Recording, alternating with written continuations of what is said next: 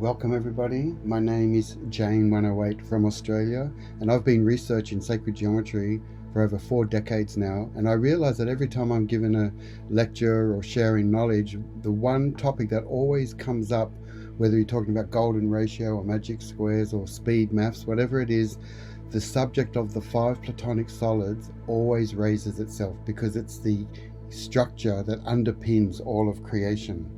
So I've decided to put this body of knowledge together in 3 chapters over the next half hour. I'll be defining what is a platonic solid, a bit of the history, and also why alchemy is an important component.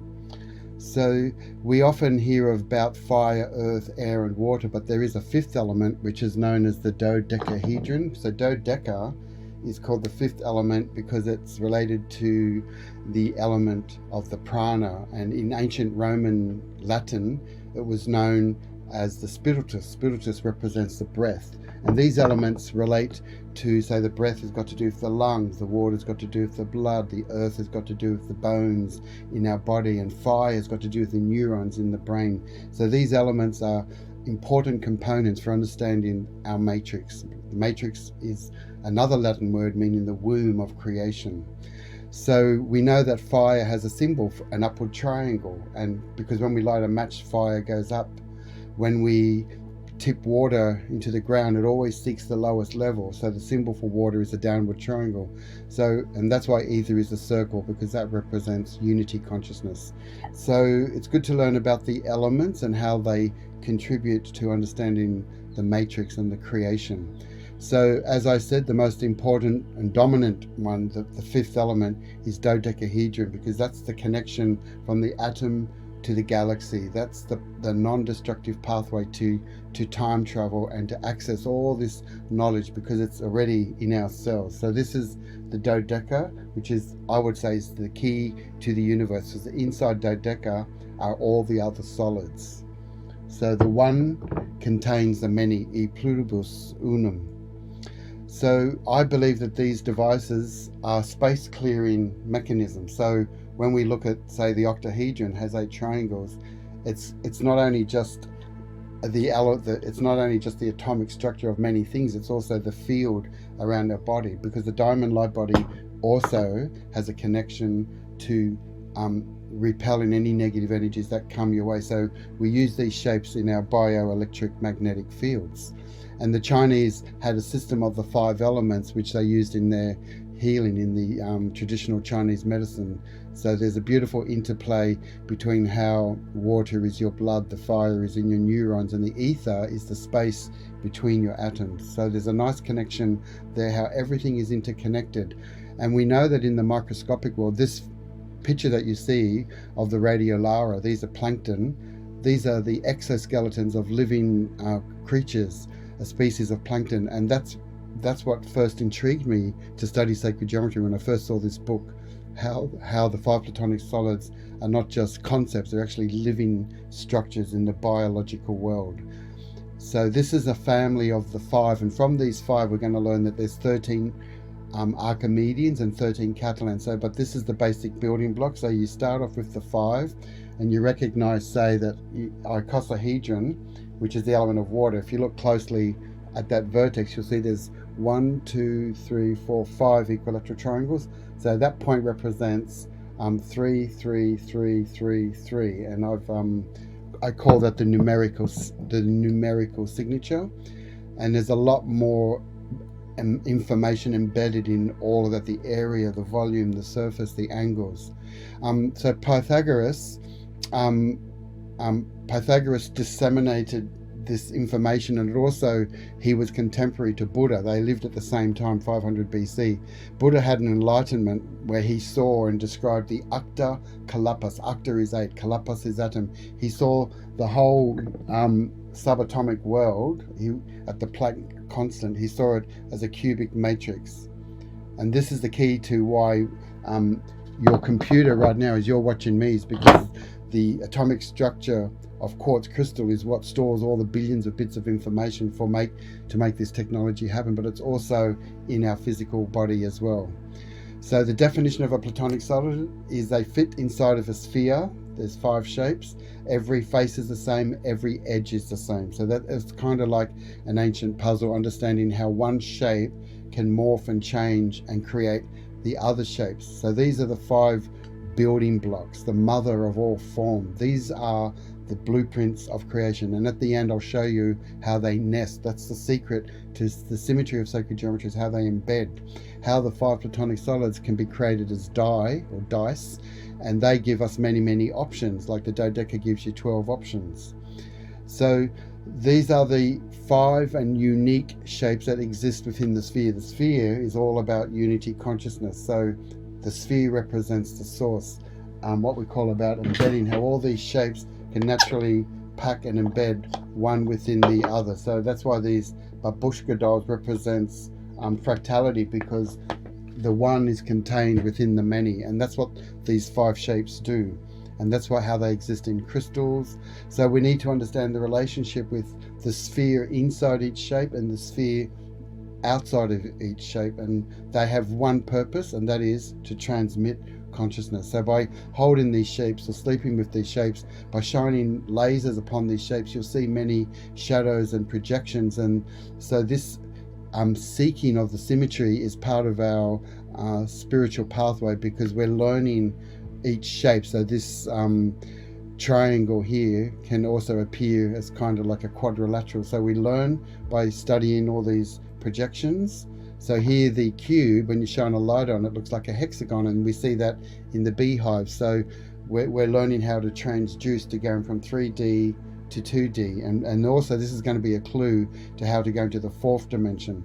So many artists have exhibited these exotic shapes onto big gallery walls, and as you spin them and move them, we learn about decagons and hexagons, and we start seeing the syllables of creation.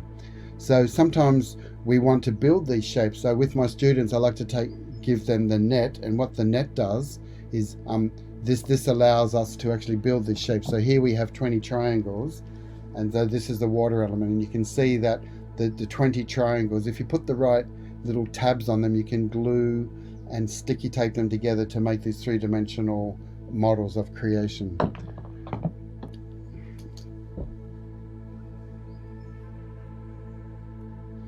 And a lot of people like to draw them on their graph paper. So when we have 6 circles around the 1, we call that the seed of life pattern.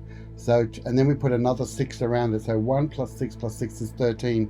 So these 13 circles or spheres could, in a way, create the 5 elements, but and they make all the 5 shapes. But mathematically, there's been some new research to show that it's not just based on the 1-to-1 ratio, it's actually based on the golden ratio. So the seed of life now is being excelled by another model where it's called the sprout of life, and this was done by a team of people called the New Geometry.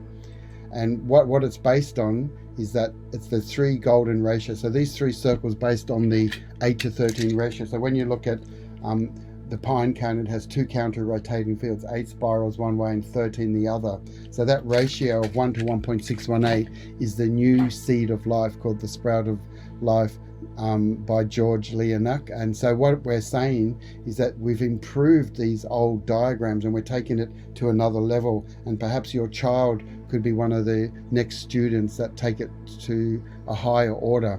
And there's a lot of books. I have this book called Quadrivium, and this was about this put the 4 classical liberal arts of number, geometry, music and cosmology together. And we can recognize that geometry is number in space, music is number in time, and together they represent the cosmos in space time. Another great mathematician, Leonard Euler, he had a formula that's still true for the 5 solids, the 13 Archimedeans and the 13 Catalans. He said that the faces plus the vertices minus the edges equals 2. So you can check that with the tetrahedron. Yeah, so we can take any shape, truncate it, slice it, stellate it, tile it, join all the face centers. So by working with any one of these 5, we create all the other shapes. And that's what shape-shifting means. That's its connection to alchemy and to crystals. So if we look at, say, a crystal called tourmaline. You can see here it has a three axes. At the vertex there's 3 triangles or axes that meet, and essentially most symmetries are hexagonal. So you got 1, 2, 3, 4, 5, 6. So these are really special electrical devices that tune in to the cells of our body. So there are 32 different classes of crystals, and that's why I've always been working and teaching with crystals, because they're the future in technology. But the crystals have to be programmed with pure intention for ecosophical reasons and not for reasons of control. So all satellites, your phone is all crystals, we are crystals, and we have crystals in our brain. So this is magnetite. So magnetite is stored in the hippocampus, and that's how we store memories. This is how whales can navigate, and the birds have magnetite in their upper beak so that they can fly from one pole to the other. So crystals are used in vibrational healing. A lot of people say it's all about sound is the future in medicine, but it does imply frequency, shape, and vibration. Yeah, so that's why we get attracted to certain crystals, because every crystal has a certain frequency, and you can walk with them, meditate with them, sleep with them, and they teach us. They remind us who we are. And each platonic solid has a jewel. A jewel is when we take the face center. So if we look at, say, the tetrahedron here. So if we look at this tetrahedron here, and Magic Spider goes inside the shape and internally connects that face center. The center's not there at the midpoint, it's just actually a third of that vertical height. So you join the 4 face centers with Magic Spider, and it creates an inverse of itself. It's a reciprocal. So the only known shape in the universe that makes itself is the tetrahedron, and that's a grand realization that the tetra makes a copy of itself, and that baby tetra fits within itself 27 times, and we're coming up to why 27 or 3 cubed is important. The other shape is the cube, and the cube and its reciprocal is the octahedron. So inside the cube, when you open it up, there's a negative space, and you can see that this fluorite crystal sits inside and is embedded. So that's called the jewel, because it's connecting the face center. So that's why the 8 triangles of the octahedron also make the cube inside of that, and it goes on forever, but it makes another shape. Cube makes octa and vice versa, and icosa makes dodeca. So you can see here the 20 triangles. If Magic Spider joins the 20 triangles in there, it makes a smaller version of that, and vice versa. So these are called tantric pairs, reciprocal, conjugal. Conjugal kind of means like when you're married. So these are eternal partners, but the one that makes itself, as drawn here by Kepler in the 16th century, is the tetrahedron. But it keeps going on forever and ever, and actually creates an oscillation. So it goes all the way down into the atom, and then it goes all the way, grows into the universe. So these sacred shapes are a wave oscillation. These are devices that are connecting us through the language of shape to the many, many worlds in the microscopic world, or the macrocosmic. And because the small tetra fits inside the mother 27 times, we double it. 54, 108, 216, 432, all the sacred numbers appear in the quantum world. So this is the chart where we see the 5 jewels, but tetra makes itself. These 2 are a pair, and these 2 are a pair. So it's great to have these diagrams to understand how they make each other. And that's why we call them reciprocal, in the sense that they're eternally married. Yeah, and you can keep growing it, cube, octa, cube, octa, cube, octa, but they're not in the golden ratio. There's the secret, the one that's in the golden ratio, the living maths of nature, is icosa dodeca. That's a really interesting union, because we call it scale invariant, because I'd like to demonstrate this infinite nesting, or it's an infinite geometric series. So if you have a dodecahedron here and you want to stellate it, you just extrapolate these edges and they come out to a point here, and that point here, that length is longer than the edge. So if I stellated these 12 pentagons, imagine 12 pentagonal pyramids, and then when I join those 12 points out here, I end up with a large icosahedron. So I end up with an icosahedron like this, a big one, but then I need to stellate these 20 triangles in the golden ratio, in the pine cone 8:13 or sunflower 21:34 ratio. And then what we end up is a stellated icosahedron. So stellate just means to make like a star. So you can see I have the stellated icosahedron here. And it's all because it's in the golden ratio. Now what we've essentially done is we've gone icosa, dodeca, icosa, dodeca, icosa, dodeca. We found a non-destructive pathway that connects the atom to the universe. And all that information, that data, is actually in our DNA, which is like our radio. So this is how we stellate and create. But when you stellate with the same edge, when you don't do it in the golden ratio, you do get an exotic shape, but it stops there. It doesn't go anywhere. So the information that the Pythagoreans swore secrecy to was, don't release the information on the dodeca, because that will create miracles, that will turn you into a magician. So these were guarded secrets, but we're at an age now where all information needs to be shared. So here's the stellated dodeca as a mosaic at the St. Mark's Basilica. I taught in Venice, and I got a photo of this. So here's the stellated dodeca I was just talking about. It's a smoky quartz. I use this for grounding, for earthing, for connection. But crystals are a great way to recognize this knowledge. And you can see the difference, how beautiful. This is the mathematics of beauty. But when you stellate the dodeca with 1-to-1, it doesn't go anywhere. So that's a grand secret.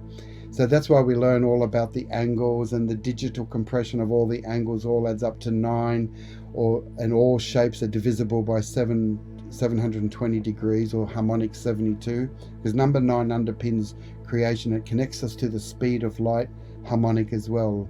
I teach that in more advanced courses, and how the flower of life is also based on 144, which is one of the Fibonacci numbers. So these are important numbers, because 144 has got to do with the number of minutes in an hour. So 24 hours times 60 minutes gives you 1,440, and that's the number of degrees on the surface of this octahedron. But like I said, it's connected to the speed of light, harmonic. So, and then you could study the icosahedron, has 3,600 degrees, and that's harmonic 360, which is about unity consciousness.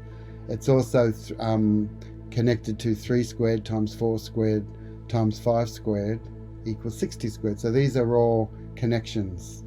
This is called number theory, but that's why you need to have a love for mathematics to understand the geometry, this high visual content. So when we spin the icosahedron, we're learning to look at the nodes and to see what pathways are created, and how perhaps that's the Pyramid of Egypt, that's Stonehenge, this is Uluru. So this connects us to what we call the Earth grid, or the science of ley lines, to the golden triangles, remembering that the 5-pointed star has 5 golden triangles, and the base angles are 72 degrees. So that connects us to the 5 platonic solids at the highest order of existence.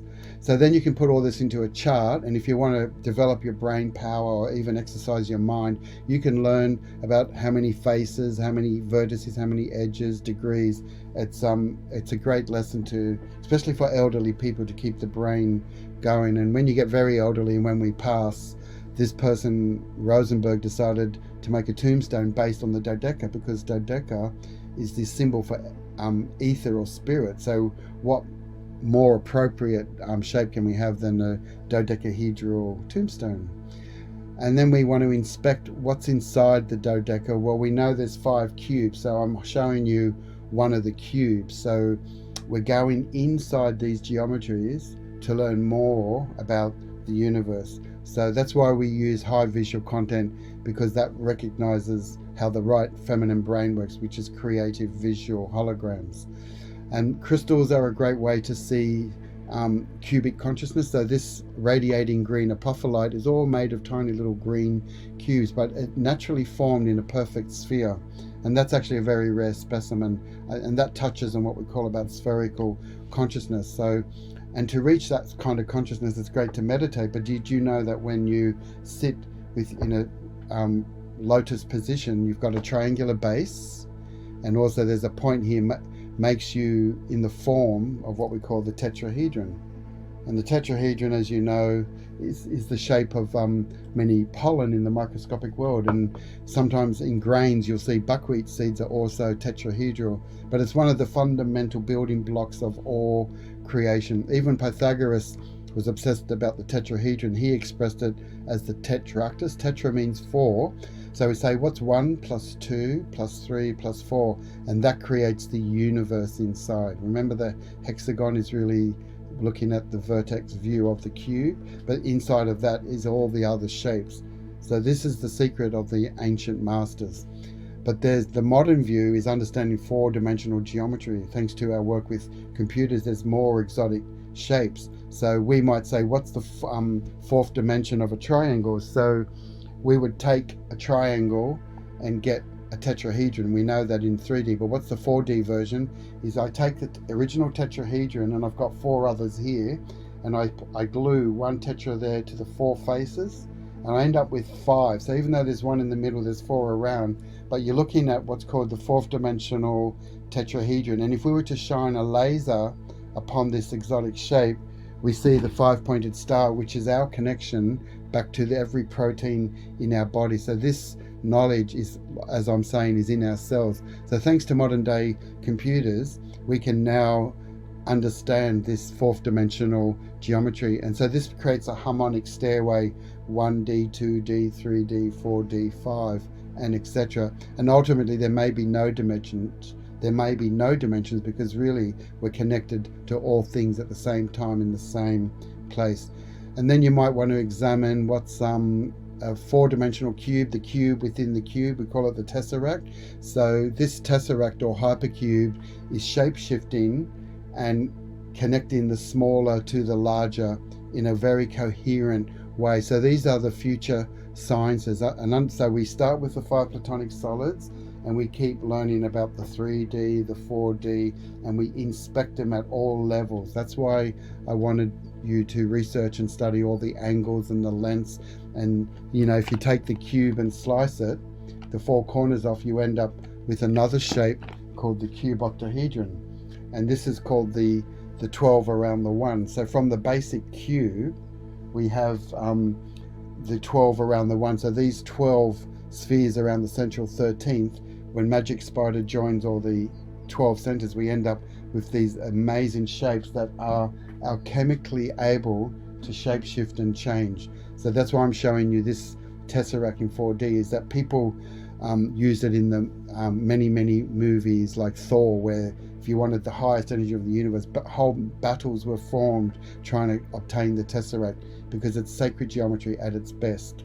So now for part 2 is the history of the 5 platonic solids, and just like to show you a brief history because it's many people have studied this. But what excited me was when they discovered these Ashmolean stones.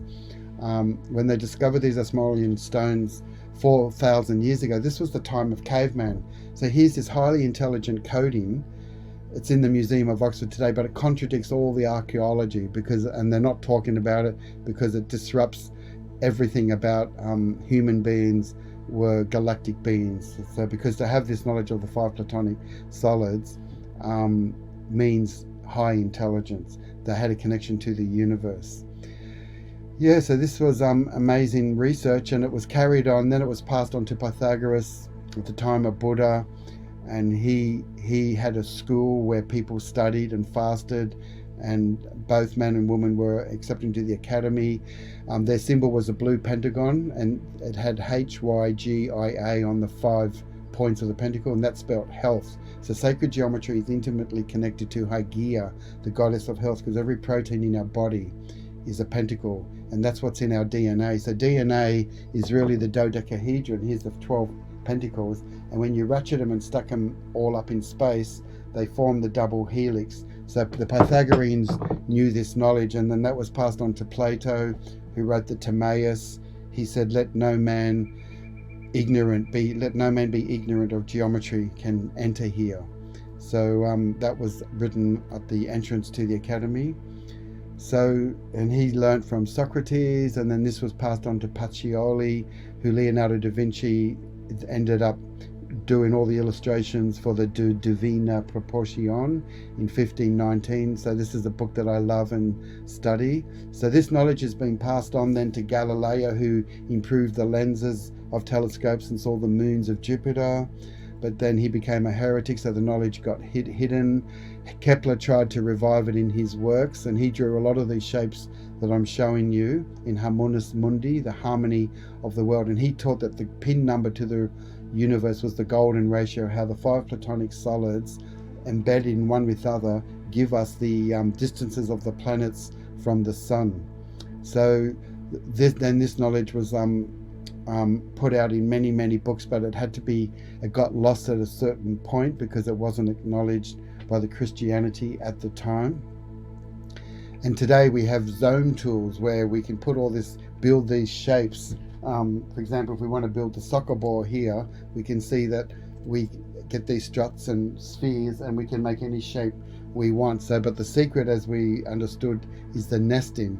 And we saw these 5 platonic solids under the microscope through Ernst Haeckel. He was working with Darwin's theory at the time. So he gave us all these beautiful geometries of the 5 platonic solids at the microscopic level, revealing pentagons and hexagons.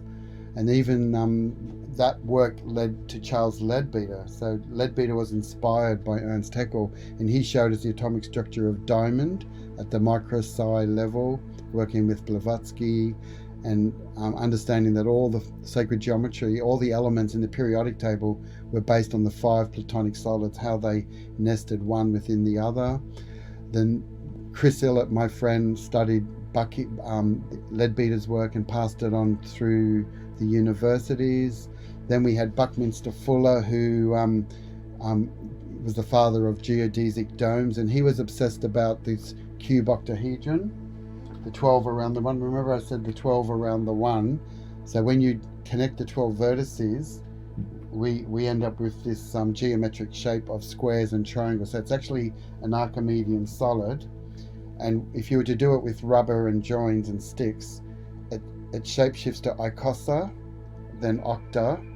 So I'll do that again. It goes icosa, octahedron, that's your fluorite crystal, shapeshifts down to the square base pyramid, back to the tetrahedron. But even if you squashed it even more, we end up with the fundamental trinity, the 3, the triangle.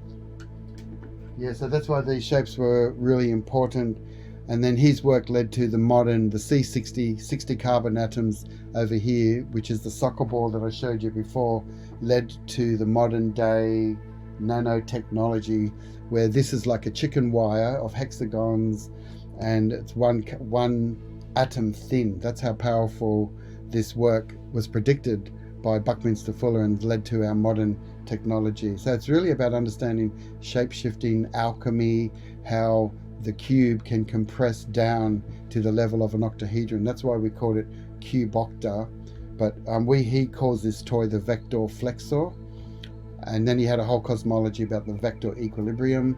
And this inspired the work of Escher, who did all these amazing drawings of stellated. You can see stellated dodeca here, and impossible dimensions, impossible cubes.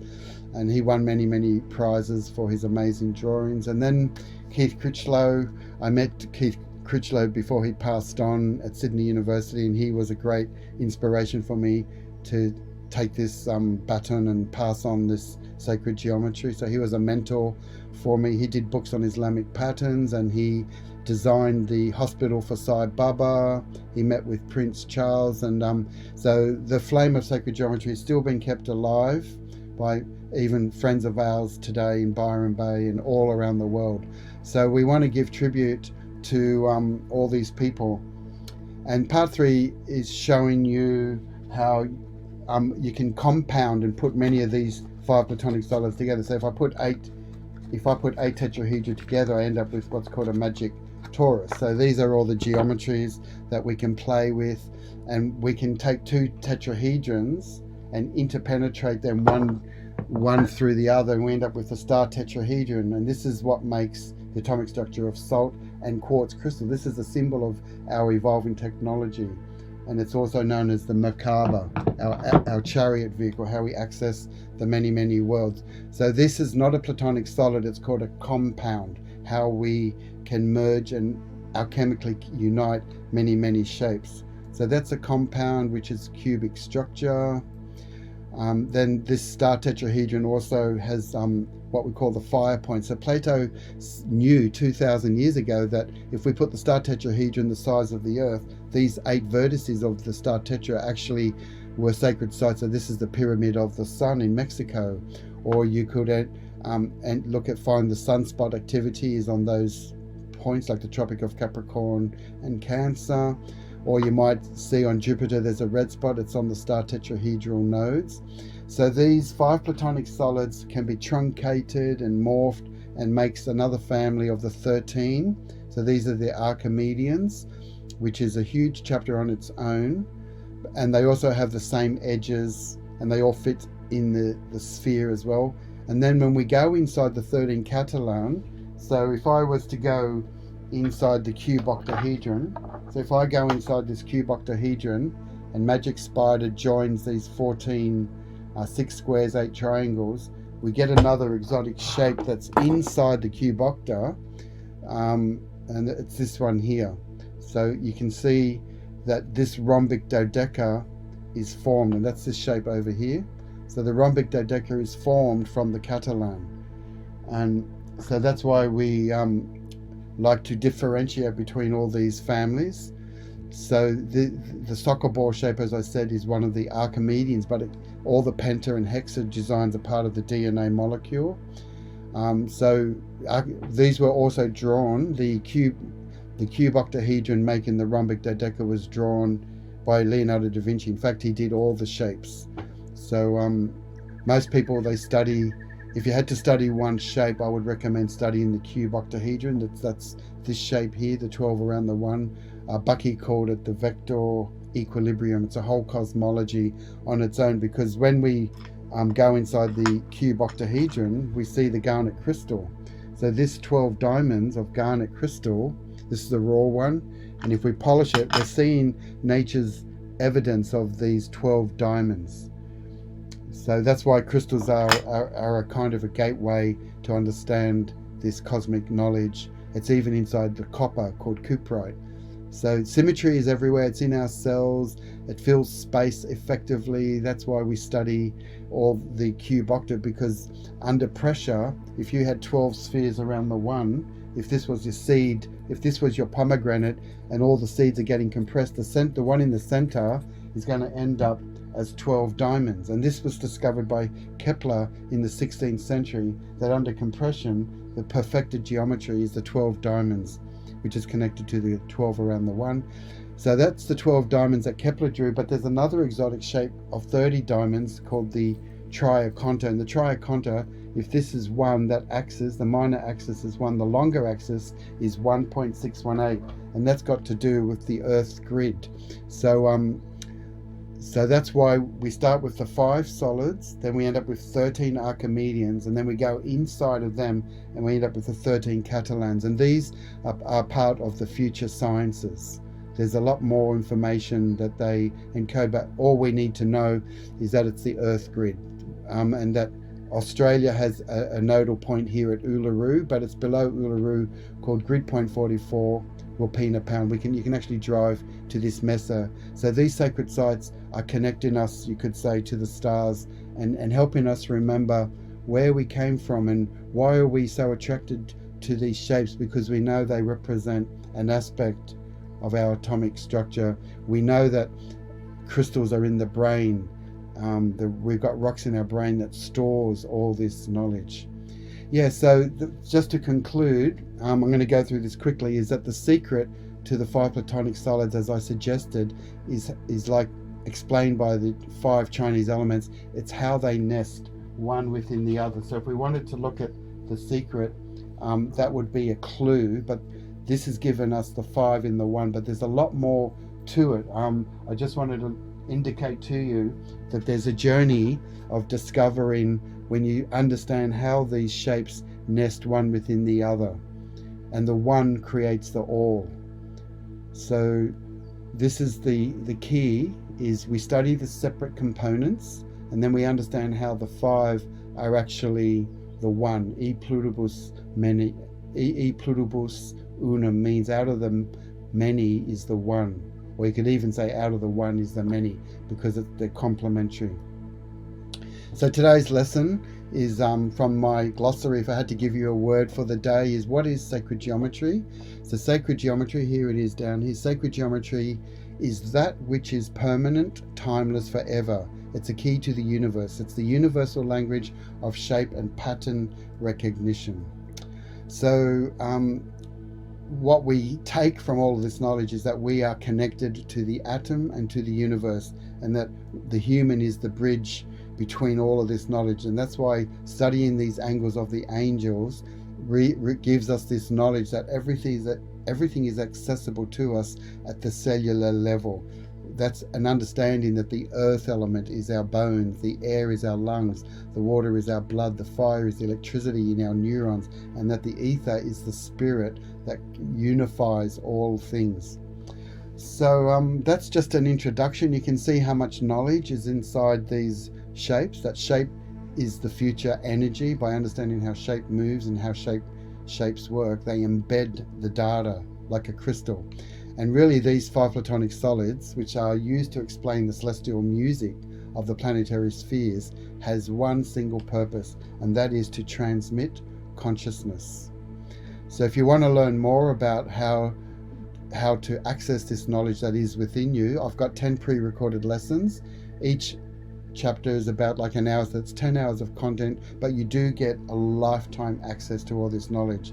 And these 10 chapters, which includes an introduction, these are doorways into another dimension of highly encoded information. These are the constituents of the universe. Normally it's valued at $666, but today, because you're connecting with me, I'd like to add a few bonuses. You get the best of all the social media posts, which I've done many over the years. You also get a recording of this webinar that's embedded into the course, so you can play that at your own time, share it with others.